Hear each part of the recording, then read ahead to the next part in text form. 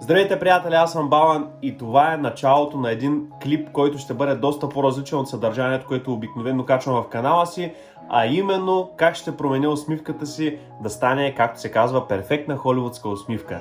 Много хора могат да кажат, да, ами тя си ти е добре усмивката и така. Да, ама не. Има много недостатъци, и аз съм човек и моите зъби не са перфектни, но за това доктор Яхи ще се погрижи и ще ви покажа нагледно целият процес, как ще ми направи зъбите, като започнем от кариесите и преминем през това зъбите ми да се подредят в перфектна форма и ще видите на края на клипа крайният резултат, така че гледайте. Вече сме в кабинетът на доктор Соф и започва моето, така да се каже, пътешествие към пътя на по-добрата усмивка. Вече е забавно, защото Заболекарския Wonderland. доктор Соф е най-готиният заболекар сред хората и най-готиният човек сред заболекарите. Какво ще правим? Откъде започва? Значи днес започваме с едно почистване на зъбите, така че всичко да е чисто и ако остане време ще направим едно избелване и следващия път започваме с истинското заболекарство.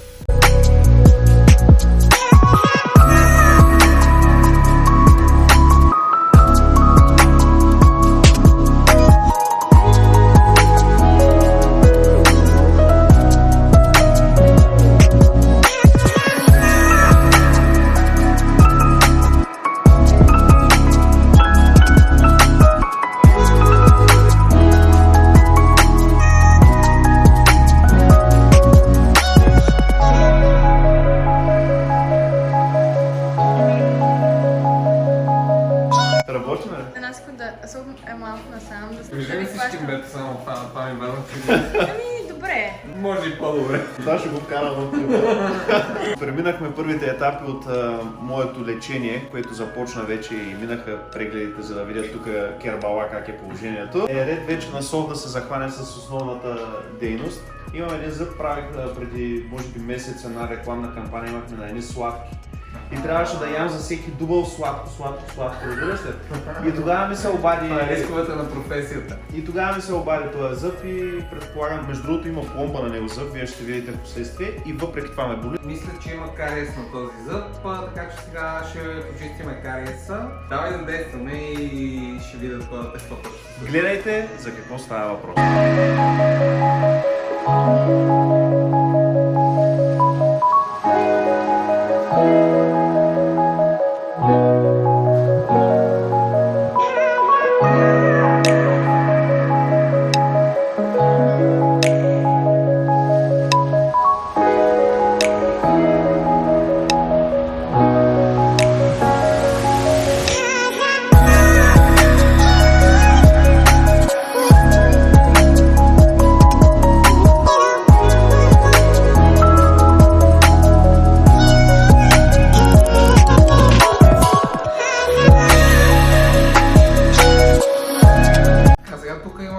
Което е малко по-силно разрушено и ще трябва да го възстановим, а не с пломба и по малко по-специален начин. Първо ще го сканирам, за да му го покажа какво точно имам предвид.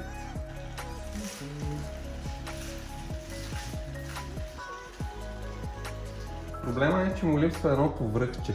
Вижте тук как има връхчета на зъбите и тук едното му връхче липсва. Такъв тип пломби много трудно се правят, защото трябва да се позиционира на точното място върха.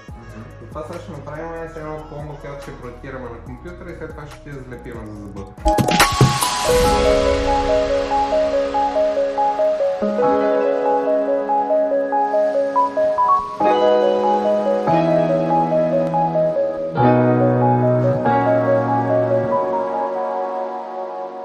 Тук сега ще видите частта от зъба ми, която липсва и ще я сложи доктор Яхи на липсващата ми част от зъба. Не знам дали ще се види. Видите ли се? Да. 3D снимка на зъба. И реално ето Това това. е липсващата част от зъба. Да. Както я виждате в ръчичката ми. Сега да видим дали ще му пасне зъба. Барабани.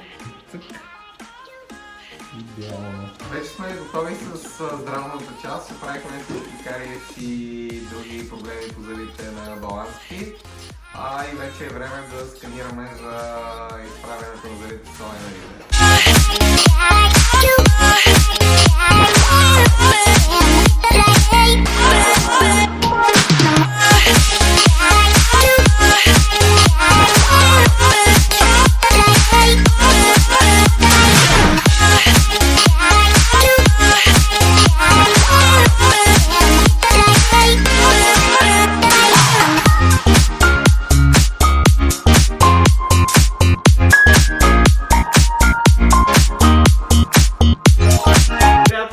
започва моето пътешествие към по-добрата усмивка. Това са алайнерите на доктор София Ряхи, които вече са на моите зъби и трябва да ги нося. Докторе, колко трябва да ги нося? 2 месеца. 2 месеца, ще видите крайния резултат. Гледайте!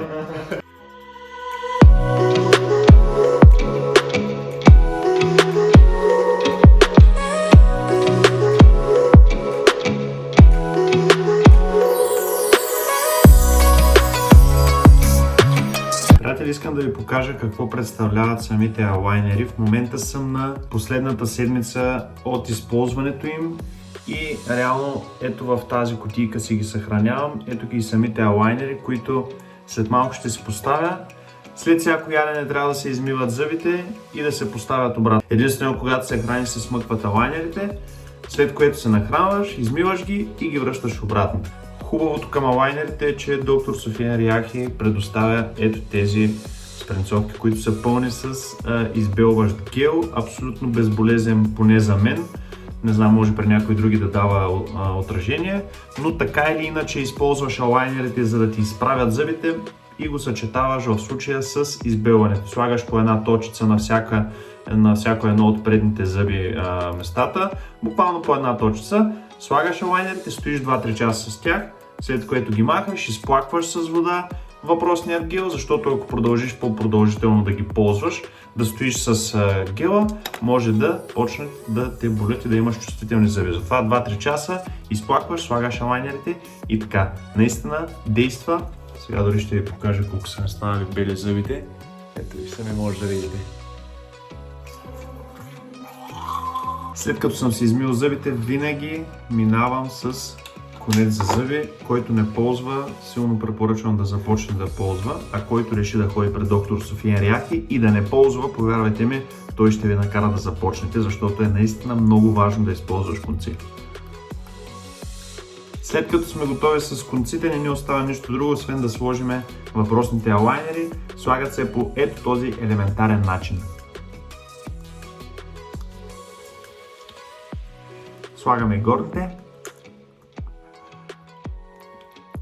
и сме готови. Както виждате, по никакъв начин не ми пречи на говора. В началото ми беше малко трудно да свикна, но вече съм напълно окей с тях. Това е последната седмица, в която ги нося, след което ще отида пред доктор София Ряхи, за да ми махне ето тези, не знам дали ще се види, ето тези ги наричам пъпчици по зъбите, които реално държат самите алайнери.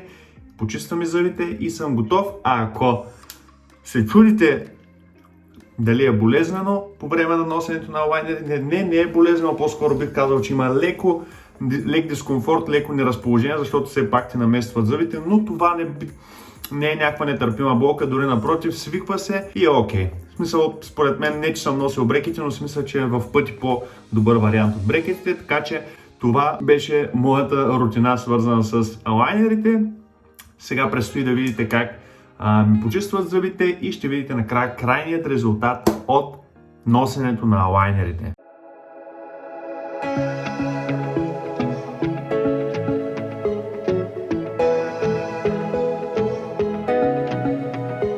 Миналия път махнахме бутоните и сканирахме за ретайнери и сега вече ще сложим ретайнерите. Това е нещо, което вече задържа резултата така, както сме го направили. Трябва да ги носиш първата година всяка вечер, след това вече ще ги разредиме носенията.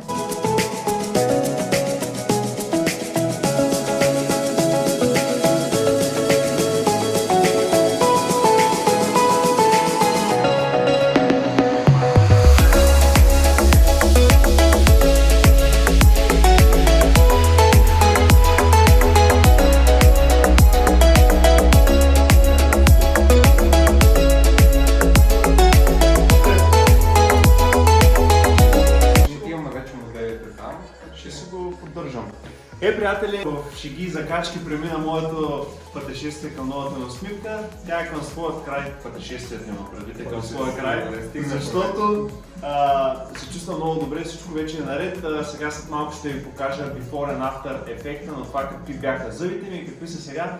Аз съм изключително благодарен на моят приятел София Ряхи, който, както знаете, промени усмивката на майка ми. Тук някъде ще поместя и малка част от видеото в промяната на майка ми, което със сигурност ще ви е много любопитно. А за всякакви въпроси, свързани с зъбите, понеже аз не съм специалист, може... специалист. Да, доста се специализирах, но можете да се свържете с доктор София Ряки, ще оставя контактите му в описанието, телефон за връзка и всичко останало, така че направете крачката, не е нищо страшно, а ви гарантирам безупречни успехи и много готини отношения, защото София Ряки е наистина страхотен човек. Много благодаря. Благодаря на всички, които гледаха клипа, надявам се наистина да сме ви помогнали и най-важното да ви амбицираме да направите тази крачка. Успех! Още веднъж ще благодаря, приятели! Yes!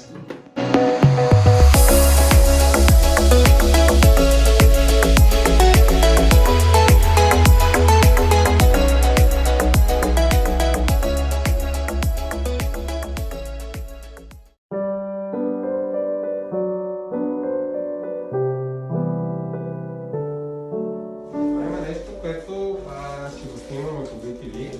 Пълна промяна. Не знаеш какво е пълна промяна.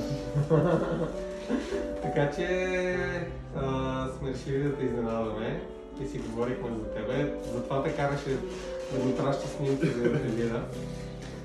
И така, зъбите ще са част от пълната промяна, ще има и други работи. Има да тя много яка. Може да се радвам, ще стане супер.